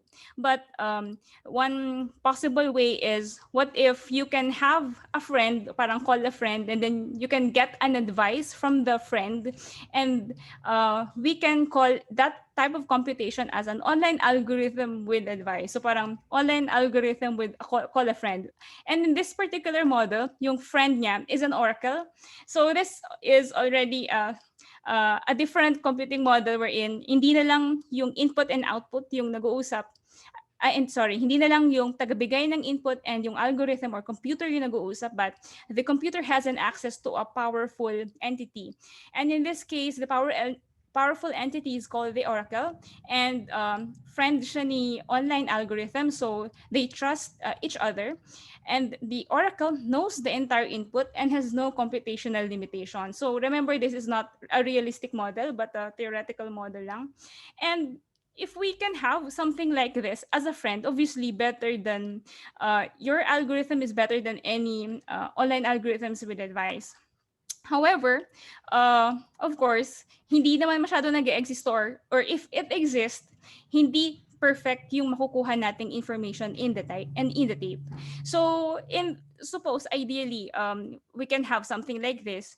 The Oracle can actually write the entire input in the tape, and then you can solve this problem by using the optimal offline algorithm for the problem. Or you can ask the Oracle to just write the optimal solution. So dun sa example natin a while ago for the stock market problem, okay, Oracle, just write the prices. So the Oracle can write on this tape. O kaya, Oracle, just write the day where I could buy, and then the price for that particular day is maximum. So the Oracle can write, and then you can guarantee that your algorithm is always optimal. However, of course, expensive yung way of reading the contents of the tape. Bakit expensive? Because most of the time, hindi nag-exist yun, or yung type of information na yun ay hindi madaling makuha. So what we are doing with online computation with advice is, what if we are dealing with limited information? So what if we are dealing with bits of advice na equal to 1, equal to 2, and so on. So how good is your online algorithm given 1 bit of advice, given 2 bits of advice, and so on? So in the stock market problem kanina, this is the model. So the market provides prices, and then I want to buy one asset of the price, and then before the start of the computation, the online player will ask the Oracle some information, and the metric that we use to to measure the amount of information is what we call the advice complexity. And here are some of the interesting questions if we would like to go to advice complexity. How much information are we missing to be optimal? How much information are we missing to achieve a certain quality? And then what is the critical information in the input? And then the motivation here is to measure the complexity of online problems. So you can imagine that we are trying to classify the different, since this is a complexity, this is in computational complexity, our goal is to have a classification of problems. In this case, we are classifying online problems with respect to problems that are easier to solve because they needed less information, and to the problems that are harder to solve because they needed more information to be optimal. So another thing that is interesting is to compare this with randomized online algorithms, because in reality, we don't have an oracle. So ang pinakamalapit na model that we could use are randomized online algorithms. So sometimes there are researches that compare the power between advice and randomization. Okay, so next topic is about the research landscape. So medyo mas heavy na tong part na to, and I will try to discuss it ng mas simple. Okay, so there are 7 research directions for the advice complexity. The first one is obtaining lower bound results. So ito yung mga tinatawag na lower bound arguments. So given a problem, what is the best possible quality that we could get for this problem? So we need to identify the parang some metric na beyond this value, hindi na yan pwedeng mangyari, because for this particular computing model, itong lower bound na to holds. And then there is a particular research direction then that compares the difference between the power of advice versus randomization. So this is a theoretical computer science work. And then sometimes we can also create parallel algorithms or parallel online algorithms. Later on, I will share yung description nito. And then application of machine learning in advice. So instead of an oracle, there is a machine learning writing the contents to the tape. And then the research area on offline approximation algorithms, and then comparison naman of advice or the power of advice versus non-determinism, and then the actual complexity classes, so creating groups or classes of online problems. So at the moment, we are working with these three main area. We are providing lower bounds. We are comparing the advice versus randomization for some problems. And then our goal is to create a complexity class for online problems. So what are the lower bound arguments? Ito yung mga important questions. How many bits of advice are necessary and sufficient to be optimal? Some problems, they just needed one bit of advice. For some problems, some constant number of bits of advice. For some problems, it's even harder kasi it's a function of the size of the input. So as you increase the input size, mas maraming information yung kailangan niyang makuha to be optimal. And then some relaxation for the optimality. How many bits of advice are necessary and sufficient to obtain a competitive ratio, so a specific quality. And then the most sought after type of result, proving that lower bound is tight by providing an online algorithm and show that that particular online algorithm is the best possible algorithm for that particular problem. So, itong mga part na to ay pwedeng mapakita by using general methods already. So, there are several techniques that we can already use. So, may tinatawag na adversarial technique. So, this is a very classic technique that was used for proving hardness and in computational complexity classes in Turing machines. And then a recent result provided by Bokenhauer uses partition trees and using string guessing problem as a way to prove lower bound arguments. Okay, so in our previous papers, we also show that for a particular problem, which is the stock market problem, ang nasabi namin dun is that you need at least log n bits of advice to obtain an optimal solution for online search. And in fact, this is easy to solve because we just need to show that there is an algorithm that uses log n bits of advice. So it could be as simple as saying na, okay, Oracle, just write the day where I will buy the particular stock with the maximum price. And then the corresponding lower bound result nito, hindi naman siya ganun ka-trivial. And then we also generalize the result by showing that what is the advice complexity if you wanted to be C competitive. So we obtain the result that is this theorem. So what it does is with more information, you can be more competitive. Yun lang basically yung sinasabi ng two functions na to.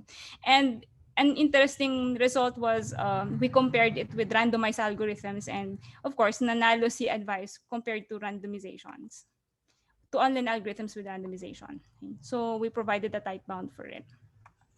Okay, so instead of the advice complexity, the classic computational model before was the probabilistic Turing machine. So instead of advice tape, we have the random tape.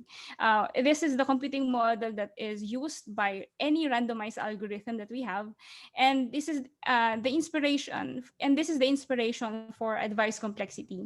So ang question is, what if we, instead of a random information, we have a more intelligent bits inside the random bit. So ang ginawa is that we replace the randomizer with an oracle.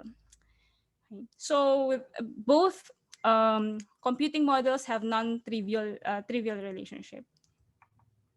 Okay, so ito yung result namin when we compare the online algorithm with advice versus the best possible random algorithm for the stock market problem.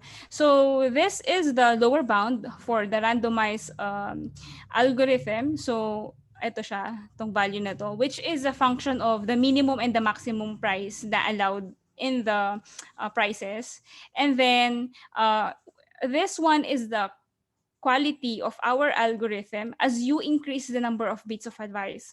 So you can think of this as a scheme. So if I have b equal to 1, I can have an algorithm with this quality. If I have b is equal to 2, then this quality, and so on. And as you increase the bits of advice, you are now surpassing the quality of the best possible randomized algorithm for that problem.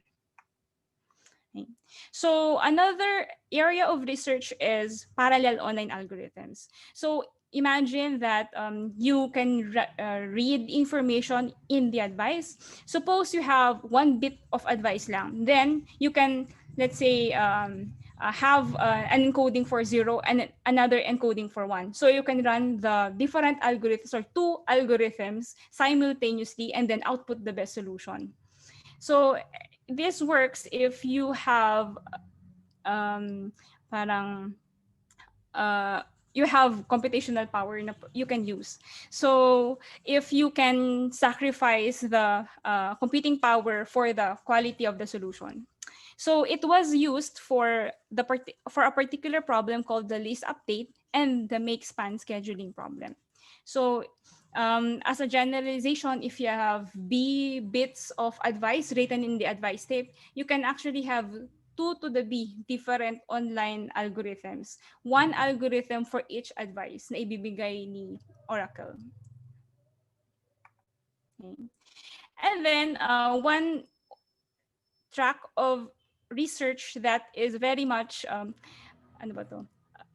Practical is, instead of the oracle, what if we replace the oracle with an actual computing model, an actual algorithm, and that algorithm can try to predict the future input. So ang idea is that we use the machine learning to improve the performance of classic algorithms. And why? Because machine learning is capable of discovering subtle structure in a collection of input data.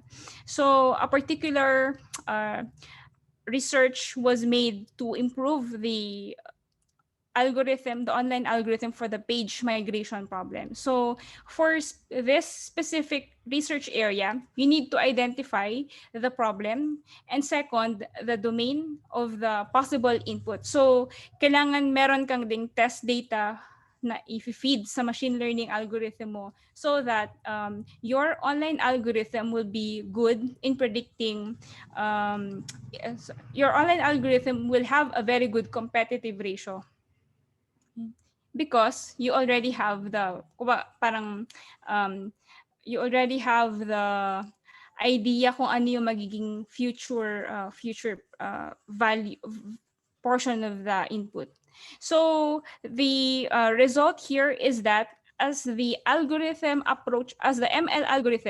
produces less error, na mas nagiging competitive din yung online algorithm natin for the problem.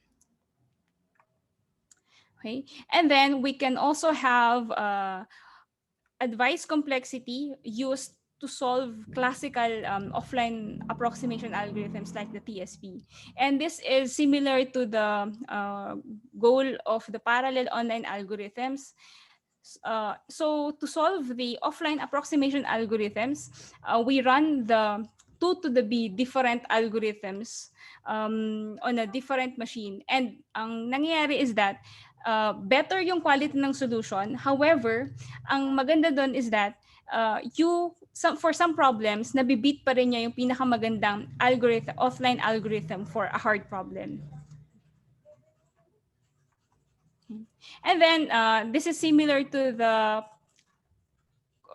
comparison between randomized algorithm and online algorithm with advice. So now we are comparing the power between non-deterministic online algorithms and online algorithms with advice. Okay. And then one of the interesting areas then is for the complexity classes. For the complexity classes, wala pa kasing masyadong classification of online problems. So medyo recent lang yung result for producing class of online problems called the asymmetric online covering. So AOC yung name ng complexity class. And some of the online problems that are part of the AOC complete problems are the vertex cover, the independent set, dominating set, and so on. So these online problems are the types of problem na ang input ay pwede mong ma-consider like a decision problem on a per time step. So either it accepts a portion of the input or rejects a portion of the input. So yeah. So the last part of my discussion for today is about some open problems. So given yung entire research landscape, we identified some portion of the interesting topics. So one possible generalization of the stock market problem is what we call the one-way trading problem. In the one-way trading problem, there is now there is now an option for the seller to sell a particular portion of its asset na mas malapit na sa reality. Kasi before, we just have one portion of the asset and then bulk sell yung gagawin nung trader. So this one ay wala pang masyadong result for the advice complexity, and one possible area that we could apply is machine learning as an advice for the one-way trading problem. And then lower bound result, yes. So we can also compare the quality between online algorithm with advice and online algorithm with randomized bits. And then another interesting problem is the online assignment problem, especially now na nasa shared economy tayo. We have several resources that are shared, for example, like Uber, servers. We are sharing those resources. So the formalization is the online assignment problem. So what if we can use ML in the advice, so instead of an oracle, to provide better or more competitive algorithms for online assignment problem. And then another very related problem to the online assignment problem is the online bin packing problem. So the same approach. So what if we can use ML advice for this specific online problem? Okay, so for the reference, I use this survey paper by Boyer. And to end my presentation, I have a quote, and this is much related to online computation. I never think of the future. It comes soon enough, according to Albert Einstein.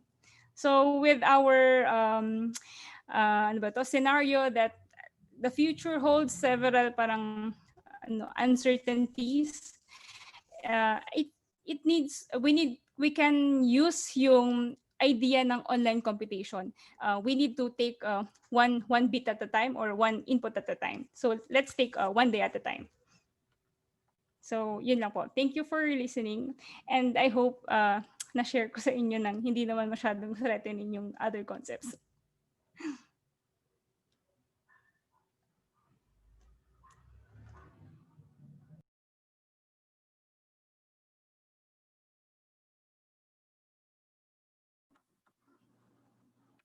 Hello. Sorry, my camera is not working. Thank you very much for that. It's exciting, It's actually a little bit exciting for me. I don't know. No. Wait, my camera is not working. Can the other panelists please help?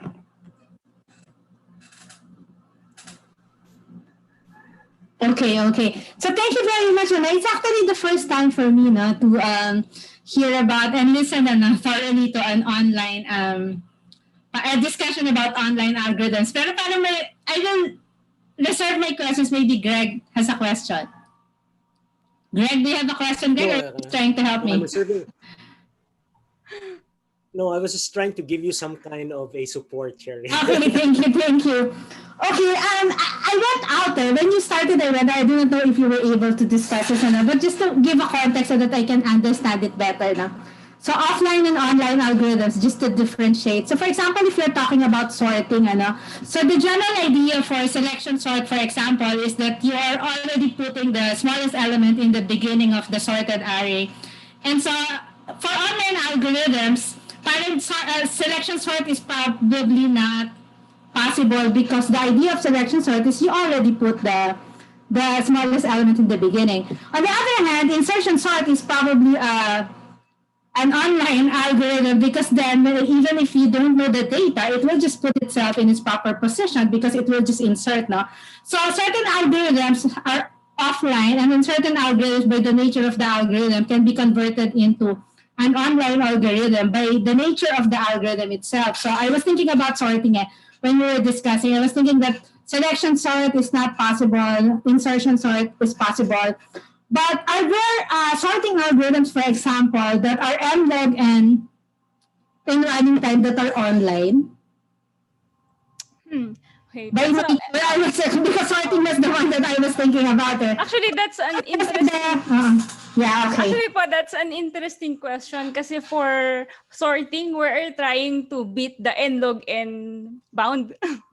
Kasi for offline algorithms, we know that the best possible comparative type of sorting Never bound is n log algorithm n. has an n log n. Yeah. So for online, probably more. So ano po, parang best so kasi for example for search O of n or log n log n pa rin yung pinakamaganda. However, hindi na lang running time yung concern for online computation because at the onset parang hindi na siya optimal to begin with. So ang nangyayari is how good is your algorithm, kumbaga how it compares to the correctly sorted array. Parang ganun po yung yung metric natin. It's not about the online. So it's not necessarily that it's the a running perfect time. array, but for insertion sort kasi can be done that at any point in time you have a sorted sub array. Even if something comes in, you don't have to adapt insertion sort. It will. Maybe his shell sort will not kasi you have to start at the end, but insertion sort it's gonna work, no?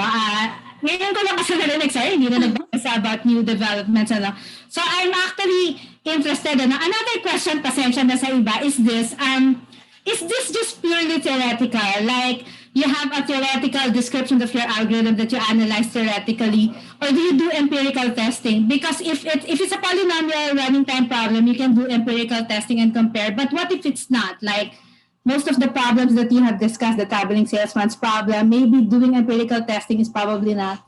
Or is it just theoretical in nature, the way that you the way that you write the algorithm and compute it?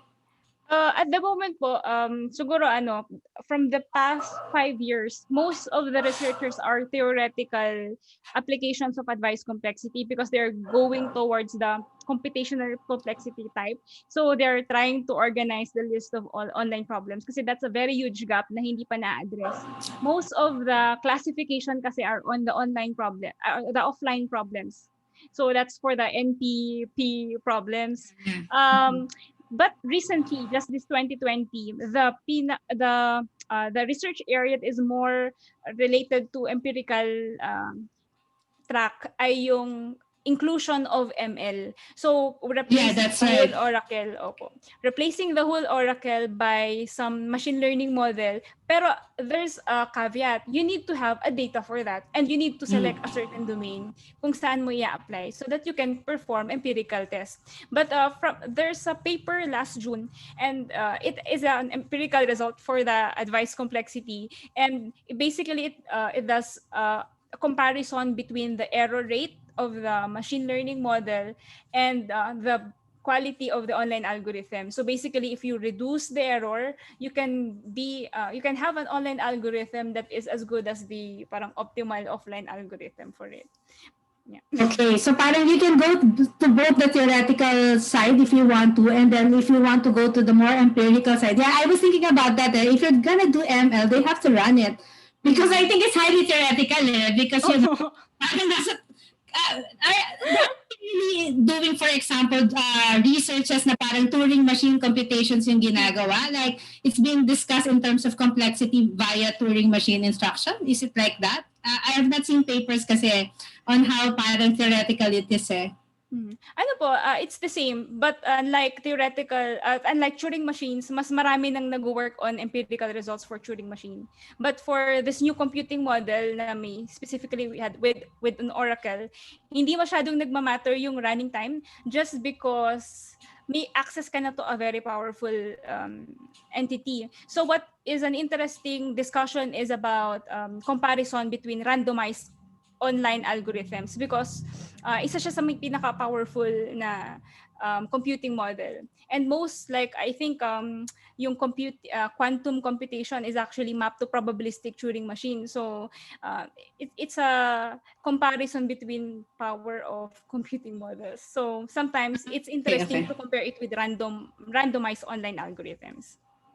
Okay. So thank you very much. I think Ma'am Maan here, Ma'am Carino has questions.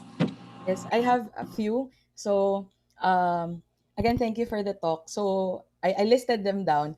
My first question is about the computation of the competitive ratio. Since it's for online, it's basically online algorithms for online data. So, how do you compute the competitive ratio? Is it for a given time, accumulated over time, or is it dependent on, you've mentioned the number of bits for the advice? For the computation po of the competitive ratio, you can compute it after the end of the computation pa. After. So, you really, hindi masyadong nagme-make sense if you compare yung on a per time point. Okay. So, at the end of the computation. Okay, so sorry, my other question is in terms of the, actually it's not really more of question but commentary lang. 'Di ba we have set of, kasi na mayroon kang slide related to the vertex cover, you mentioned independence. Yes. 'Di ba ang nature naman kasi ng NP problems, one is reducible to the other. Okay, so for example, yung vertex cover related to set cover. Ang set cover may offline version, actually may online version of the problem. So I think that's also one area to explore is how would your offline algorithm apply to, first, parang dual siya eh. On the side nung problem, yung offline algorithm, how does it apply to the offline version of the problem? And then to the online version of the problem. Tapos another one naman, yung online algorithm mo to the offline version of the problem and online version. Although medyo overkill yung yung online algorithm for the offline data. Pero siguro that's one thing to consider also. Yung Actually, it's very interesting kasi at the basic definition of the problem, the vertex cover and the online version of it, I mean, malaki talaga yung Yes. similarity. So, yung classification of problems for the offline version, may some parallelism din sa mga classification of problems in the online setting because of the idea of reductions. Actually, yung area na papuntahan namin on the computational complexity side, we are trying to perform reductions. So parang this is yes, this as hard as this, and then they have one is a their own trivial property. version of exactly. So parang what is actually yung the string guessing problem. It's a simple problem of guessing the actual content of the string and then and then computing the the errors in the computation. So as much as possible, you would like to to guess all the strings correctly. So it was used to create a class, and that particular class, yun po yung class na nagawa ng vertex cover and all, yung AOC types of problem, because of the string guessing. And now we are trying to create another area na hindi na lang yes or no yung sagot, but those types of problem na weighted yung may some weighting dun sa contents. For example, like weighted vertex cover, etc. So we are planning to use parang permutation guessing type of problem na mas mahirap na dun sa string guessing. So para tayong parang zookeeper of different problems. Yes, so yes. It's exciting then to see that there are people interested in this topic. So ayun po, masaya po ako. Thank you. Well, when you were starting talagang there's really a fear, no? Because talagang parang if you think about it, parang nosebleed yata ito. And then you were thinking about it that maybe it's difficult for the just to be able to relate, no? But I think a lot of parent participants will be able to relate to that. I have another question. What about algorithm design techniques? Are there specific algorithm design techniques? I think that would be suitable for online, right? Parang there are, of course, we all know algorithm design techniques are applied to offline algorithms. We have been using that. But I think just parang thinking about it right now, there are algorithm design techniques that might be more suitable for online algorithms. That you cannot use parang typical technique that you use for offline and apply it to online. Have you discovered some of those? Most of the time po, aside from utilizing random numbers or creating randomized algorithms for the online problem, yung greedy algorithm works most of the time. So, given that this is the portion of the input that I can see, what's the best possible answer given the limited information? So, greedy algorithm yung ginagamit po. Okay, okay. So I was actually wondering, kasi nga you're not really coming up with an optimal solution It's just an approximate solution Because because you cannot get an optimal solution doing greedy if you do not know what's coming, right? Pero it's very near, no? Sabi nga ni Einstein, the future is very near daw. Joke, no? So but still, to come up with an greedy algorithms will work even though you only get not the entire picture, no? But only part of the picture. Because it's only the approximate solution that you're trying to get. Kasi parang hindi mag-work if you will kind of just what you can see at the moment, then you apply greedy. Okay. Although for greedy algorithms po, for offline algorithms kasi there are some greedy algorithms that produce the optimal solution but however you need to do some pre-sorting and it really matters to know yung entire input for you to list down or sort with respect to your greedy choice. So baka nga kahit na greedy algorithm siya and for problems that are very good at greedy algorithm even in the offline setting, pangit pa rin in the online setting. Okay, okay. Pero most of the time, greedy works. And mabilis lang yung running time just in case. Okay, okay. Ma'am, may habol lang ako na question. Sige po. Yan. Ma'am, did you consider yung abstraction? Kasi I'm thinking, in online algorithms, it also matters yung data structure na ginamit. Kasi na-mention ni ma'am yung sorting or searching problems, for example. If you sort it in a linear way, iba yung complexity nun if you store it let's say in a hash table or in a tree. So ayan, does it matter yung abstraction? Sa understanding ko po, if kasi kapag nag-utilize tayo ng some data structure, ang na-imagine ko dito is let's say creating a binary search tree if you wanted to search.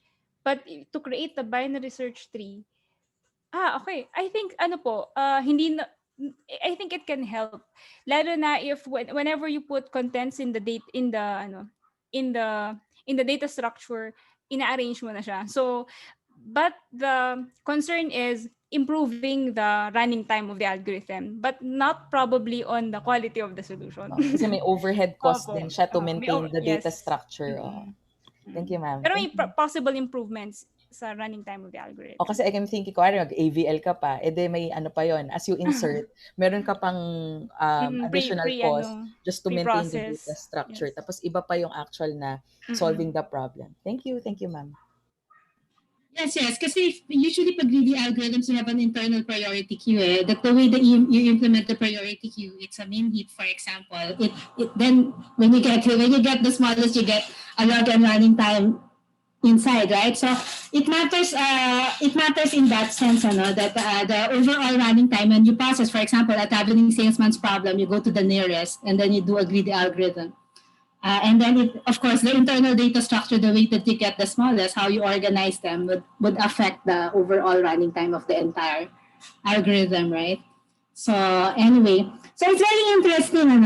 Personally, I think Ma'am is also very interested.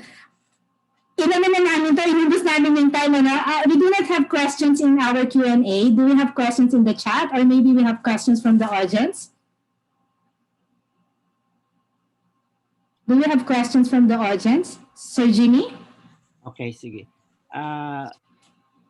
Yung if you think of NP complete problems with advice, if you have unlimited advice, you can solve any NP complete problem in polynomial time, tama? And then, but what if you limit the length of the advice to 1 bit? What kind of problems can be solved using only 1 bit of advice in polynomial time? Sir, yes, for the online algorithm na with 1 bit of advice you can solve the problem optimally. The classic problem is the ski rental problem. So parang you go to vacation and then hindi mo alam kung aaraw or uulan na magiging cloudy. So with 1 bit of advice, the Oracle can specify 2 strategies. Okay, mag-rent ka na lang all the way or bumili ka na lang ng ski. So with 1 bit of advice, it's easy to solve the problem.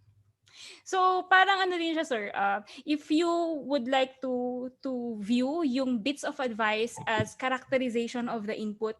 So if you have 2 to the b, you can imagine with b bits of advice that you have 2 to the b different algorithms na pinakamagaganda sa class of problems. And then you ask the Oracle, which classification of input yung well-suited sa problem na to. So, the Oracle can specify na ito, ang papasok na type ng input sa'yo is this particular class. And then, I can use this particular algorithm na maganda doon sa set na yun. So, I think, sir, maganda rin na makita dito yung the role of machine learning to classify the different inputs. Kasi in the computational sense, kasi we're trying to have a characterization of the data and then identify for this particular property of the data set, ito yung magandang algorithm for it. So, you can have parang if then sa loob ng algorithm mo. And it provides power kapag merong ganong info. Okay.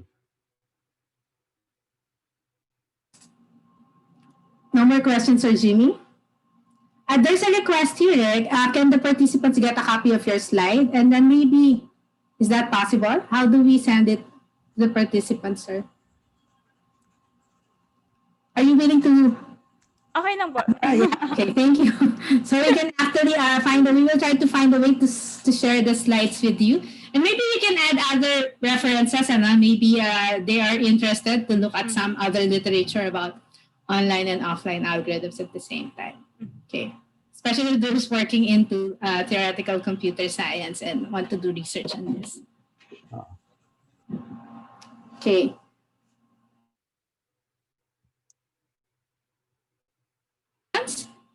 Okay, thank you very much, Dr. Clemente, for sharing your research interest with us. Personally, I find it really interesting, and I hope the participants also found it interesting, as well as those listening in YouTube. Thank you very much, and we hope to see you in other in future conferences of the Computing Society of the Philippines. Let's give Dr. Clemente a virtual round of applause, please. Okay. Thank you po. Thank you. Thank you very much. Thank you very much. So actually, that's the end of our conference for today. I don't know if Sir Dr. Jimmy Cara has some announcements for our speaker this afternoon. Do we have announcements? So we will actually continue. Sige, Sir Doc Jimmy. Yes. We will start at 1 o'clock this afternoon, but all the paper presenters are requested to be around at 12:30 to 1. So you can be, please indicate in the chat box that you are going to be the presenter and which paper or which number in the sequence. And then you will be promoted to panelists so you can share your slides and unmute your microphone. Okay, so for this afternoon, each presenter is given only 20 minutes. So 15 minutes for the presentation and 5 minutes for the Q&A. We hope that the participants will ask questions and we'll use the Q&A chat box so that we can do it really fast. We'll just read the questions from the Q&A chat box. We will not anymore stop this. Are we gonna stop this session, sir, or we will just take a break? We'll just yeah, we will not stop the session. So, but you can, if you have to log out, you can log out and log in again using the same link. Okay, so we will be using the same link. If you don't want to log out, you can stay here, and then we expect that all, as what Dr. Carlos said, we expect that especially the first few speakers should be in by 12:30, and we will start the proceeding at exactly 1 p.m. Okay? So thank you very much to everyone for listening. Thank you very much to our speakers for a very exciting morning today.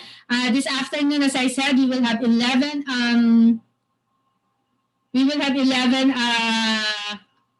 speakers, 11 paper presenters. So I hope that all of us will join us this afternoon. So thank you very much, everyone. Have a nice lunch break.